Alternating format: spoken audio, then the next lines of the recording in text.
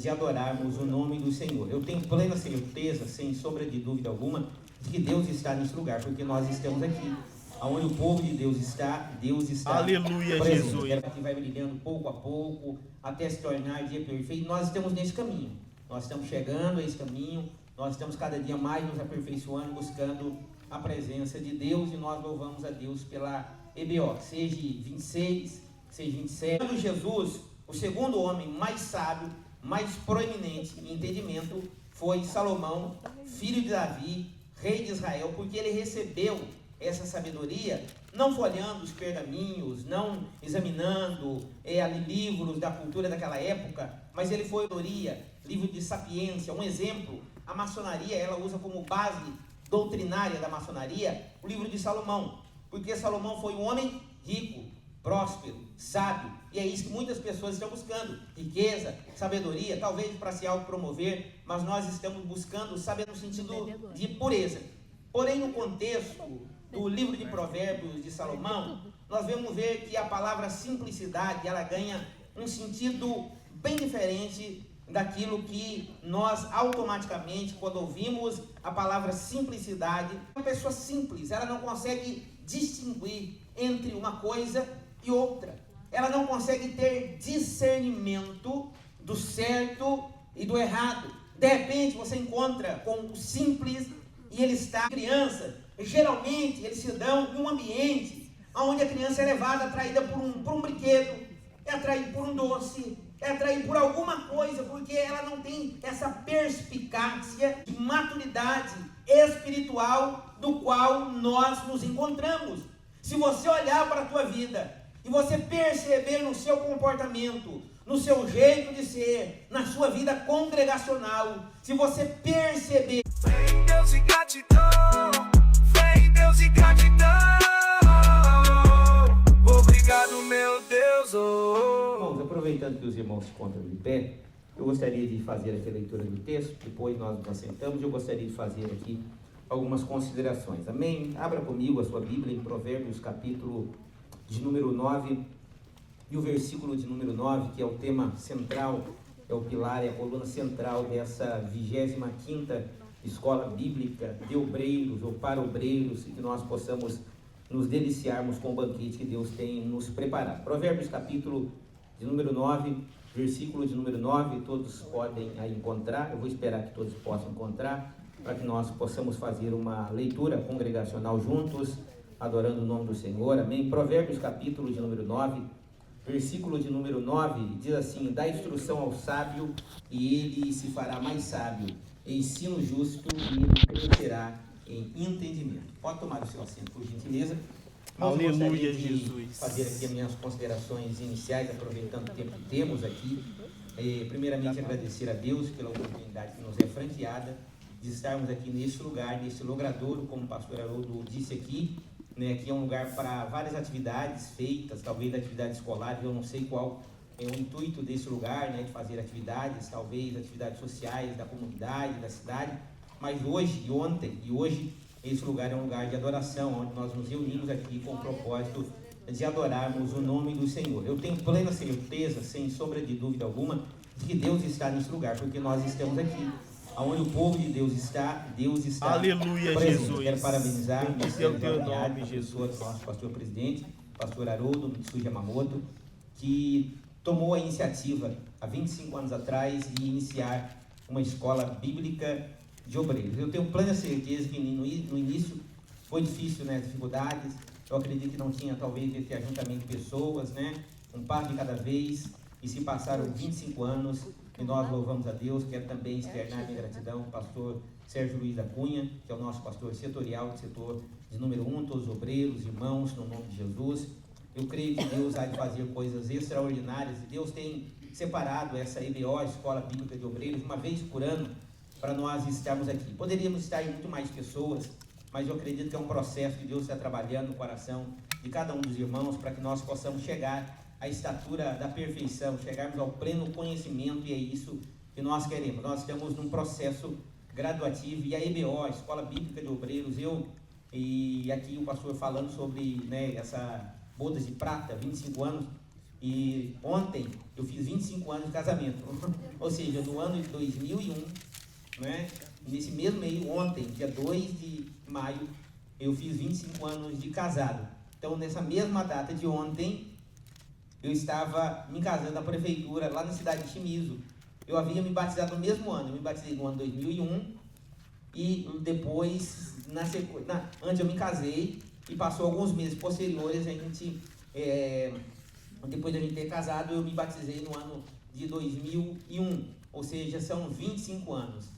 E quando eu estive congregando ali em Shimizu, em outro ministério, o pastor dali também tomou essa iniciativa árdua, porém gloriosa e gratificante, de iniciar uma escola bíblica de obreiros. Eu sou apaixonado por isso, irmãos. É algo que muitas pessoas talvez não percebam o quanto traz edificação para a vida do obreiro, né? No nosso dia a dia tão corrido, a gente, com os nossos afazeres, às vezes sobra tão pouco tempo para a gente poder pegar a Bíblia, folhear, fazer uma leitura, ainda que uma leitura devocional rápida. Mas aqui não, nós temos algumas horas para a gente poder sentar, para a gente ouvir a palavra de Deus, para a gente meditar um pouco nela, para a gente aprender um pouco mais da palavra de Deus. É um processo, irmão, que nós estamos de crescimento, de conhecimento, dia após dia. Foi citado aqui versículos como Provérbios, que a vereda do justo, ela é como a luz da aurora, que vai brilhando pouco a pouco, até se tornar dia perfeito. Nós estamos nesse caminho, nós estamos chegando a esse caminho, nós estamos cada dia mais nos aperfeiçoando, buscando a presença de Deus, e nós louvamos a Deus pela EBO, que seja 26, que seja 27, 28, 29, até quando o Senhor Jesus nos permitirmos estarmos aqui. Enquanto Ele não voltar, nós continuaremos louvando a Deus pela escola bíblica de obreiros serendo realizadas. E muito tempo atrás, as escolas bíblicas de obreiros contavam com preletores vindo de fora. Eu mesmo participei de muitas EBOs que vinham pastores de Portugal, o pastor Jorge Humberto, presidente da Assembleia de Deus de Portugal, vinha pastores dos Estados Unidos, né, vinha pastores do Brasil. E hoje, pela bondade de Deus, demorou tempo, né, para se formar, mas hoje em dia o próprio ministério ele tem formado obreiros, e muitos obreiros têm saído aqui do Japão, têm voltado para o Brasil, estão cuidando de campo, são pastores, presidentes de setores de campo ali, irmãos.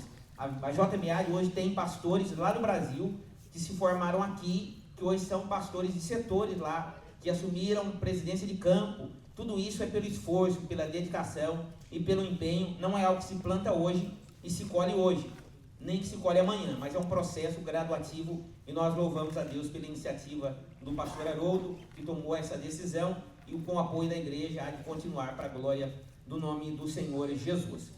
Irmãos, o texto que nós acabamos de ler está escrito em Provérbios. Quantos já leram o livro de Provérbios? Pelo menos uma única vez.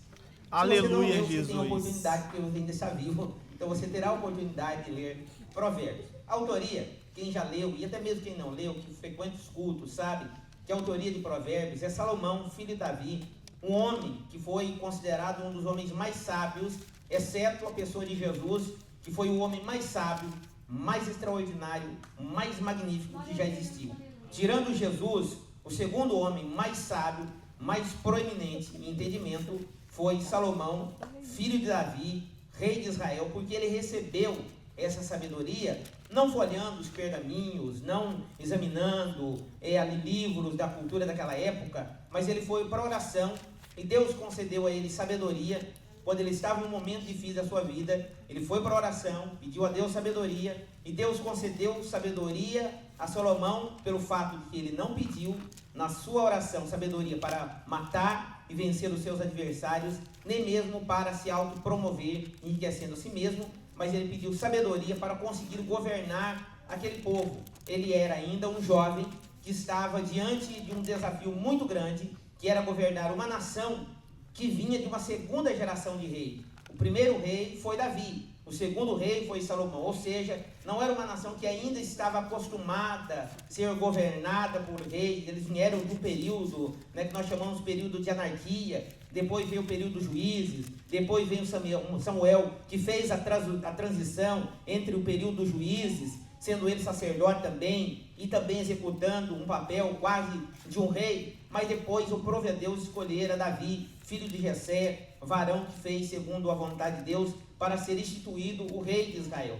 Antes dele veio Saul, depois veio Davi, depois veio Salomão, e assim sucessivamente os reis foram ocupando a sua posição.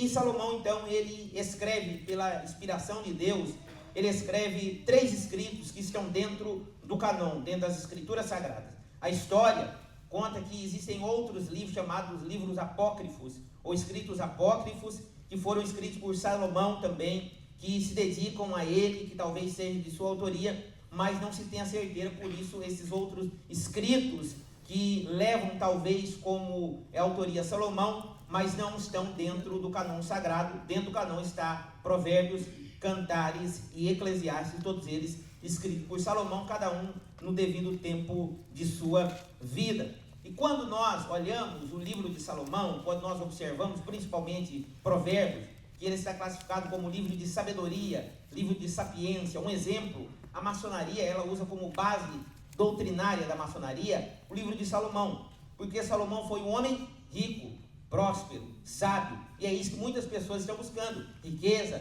sabedoria, talvez para se autopromover, mas nós estamos buscando sabedoria para nortear a nossa fé e para naquele grande dia Jesus, nos encontrarmos com Jesus, autor e consumador. Bendito é o teu nome, Jesus. O livro de Provérbios, ele vai apresentar, e eu gostaria de aqui adentrar naquilo que eu quero compartilhar aqui, que Deus colocou no meu coração.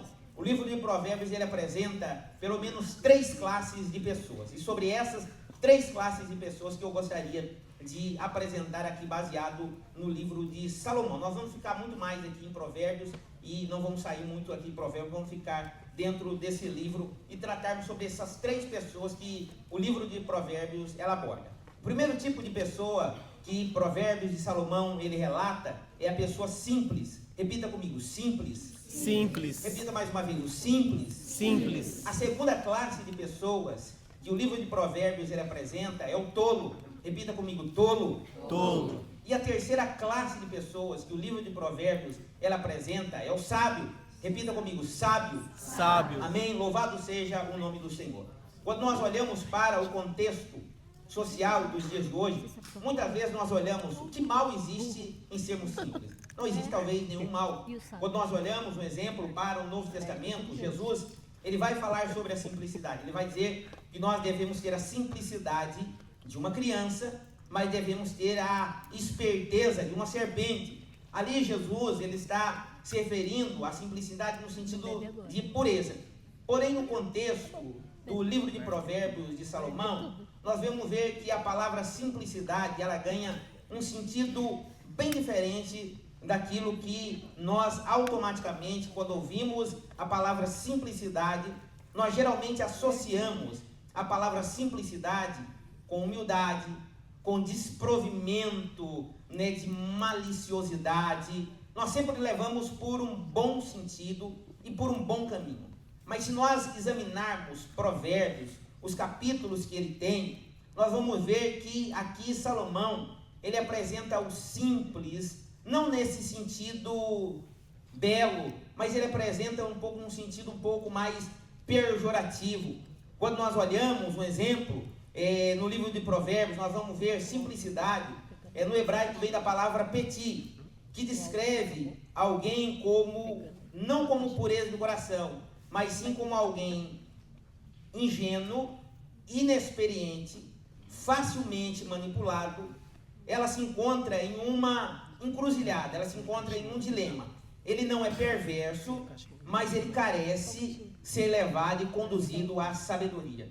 O simples, segundo o Provérbio de Salomão, é aquela pessoa, eu vou usar aqui termos muito práticos, é aquela pessoa que tudo para ele está bom.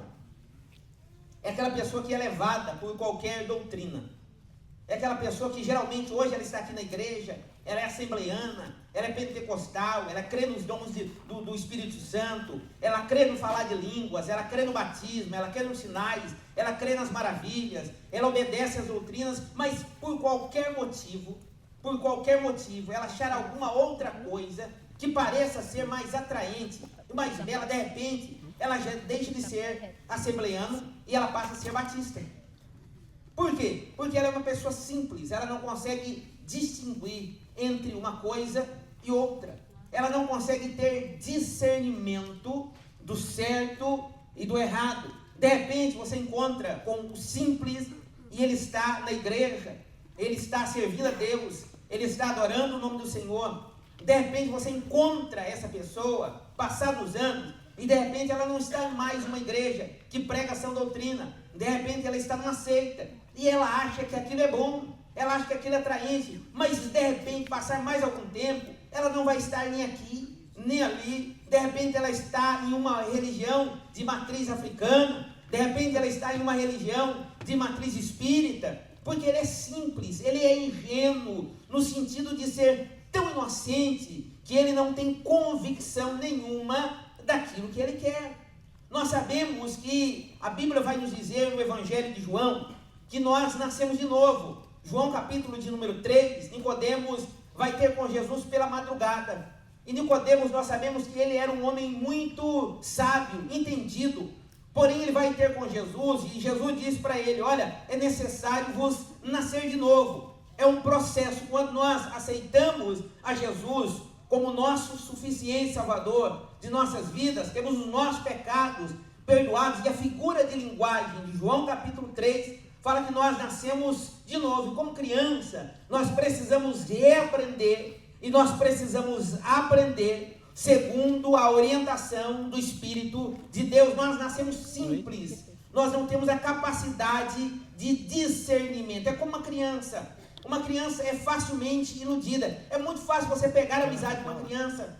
Quando nós olhamos os casos de sequestros de crianças, geralmente eles se dão em um ambiente onde a criança é levada, atraída por um brinquedo, é atraída por um doce, é atraída por alguma coisa, porque ela não tem essa perspicácia de identificar que aquela pessoa estranha vai levar ela para um lugar da qual não é parte de sua família. Mas ela não consegue. Ela, muitas vezes, essa criança, ela vai até de forma alegre, ela vai até achando que é alguma coisa boa e atraente para a sua vida. Todavia, como ela não tem essa capacidade de discernimento, porque ela ainda é inocente, ela é levada, ela é seduzida. Voltando para nós que somos adultos, para nós que somos cristãos, nós devemos ter muito cuidado e devemos fazer uma reflexão da nossa vida para sabermos, irmão, qual o estado, qual o nível de maturidade